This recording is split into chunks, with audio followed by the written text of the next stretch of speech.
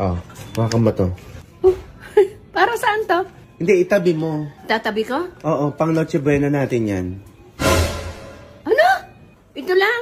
Hindi mo dadagdagan? Anong mabibili ko dito? Mama, sapat na ang 500 sa pang Noche Buena.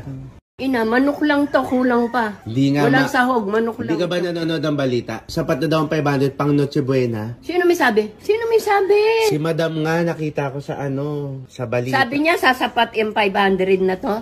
Oo nga, sapat na ang 500 sa bawat pamilya pang Noche Buena. Wow ha? Sinong madam yung nagsabi? Saan nakatira yan? Kailan sinabi na sasapat ito? Basta Diyos ko! Oy, kung sino ka man, madam. Ako marunong mag-budget. Pero itong 500 na to, wala ito. Maski spaghetti o kung ano man. Makakabili ka. Pero hindi mo lulutuin dahil walang sahog. Minsan na nga lang maghahanda pag Pasko.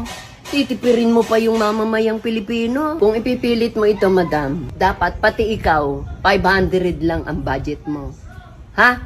Kasi alam ko, hindi lang 500 ang budget mo. Dahil napakadali mong sabihin na sapat na to. Pero para sabihin ko sa'yo, hindi. Huwag niyong ipagpilitan na kasya tong 500. Ito nga mga kurakot sa Pilipinas, kung makapagnakaw, wagas. Tapos kami ang titipirin nyo.